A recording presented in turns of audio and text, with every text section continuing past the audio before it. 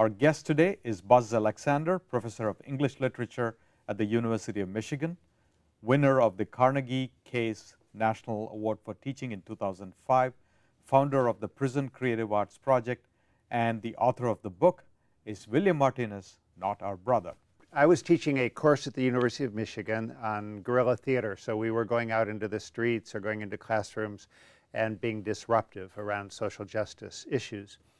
And there was a student who was taking the course in 1990 in January, and she was actually delivering materials to two women who were enrolled at the University of Michigan from prison. So she was driving an hour and a half back to bring them the materials. And it turned out that they wanted to take this course, the guerrilla theater course. So you went there thinking this is an extension of your classroom. You didn't go there to serve a prison. It sounds like you said, no, this is a classroom, two more students. Right. And then it turned out it became an arts project. But instead of 258 showed up, and then 21 years later, several thousand have gone through this particular program. So you've gone beyond theater to other forms like painting and music and poetry. And what else have you experimented? Well, we've had dance for a while. We've had some music workshops. We work in juvenile facilities and high schools in Detroit as well, and in high schools that are challenged, in poor high schools. We don't go to the elite high schools. So we've done video, we've done photography, neither of which we can do in the prisons. Dance, we've created over the 21 years now, it's over 532 original plays in all those facilities. Okay. We've done about 200 readings, public readings within the prisons and the juvenile facilities and high schools and so on. We've had about 134 art workshops. Why it works so well is when we go into a prison to do a theater workshop, for example, or a poetry workshop, we're going in to create something. Mm-hmm. And everybody walks into the room. We walk into the room. The prisoners walk into the room. And therefore, there's a creative space that wouldn't exist. We bring in a few exercises at the beginning, theater exercises and so on.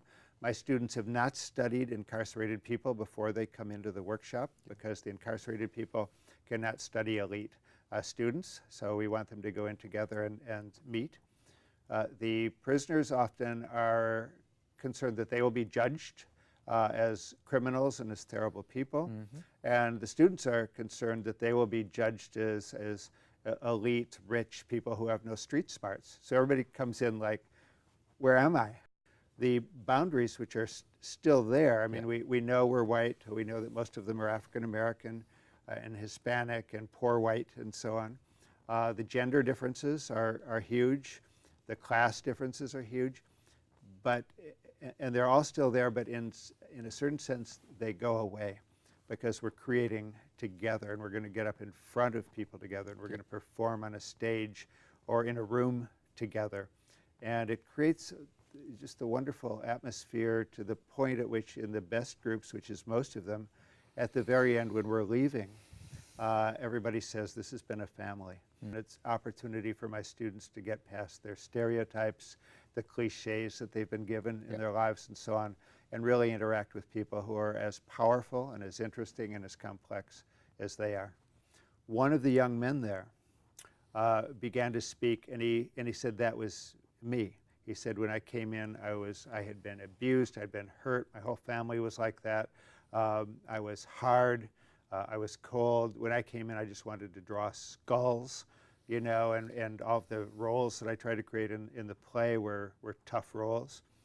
And then he talked about how gradually writing poetry, acting in the plays had led him to a very, very different place. And it was just great testimony as to what can happen when you do this work. We are actually 25% of all prisoners in the world. We're 6% of the world population, and we have 25% of the world's prisoners. Something wrong or deeply disturbing that we're not paying attention to what's going on here.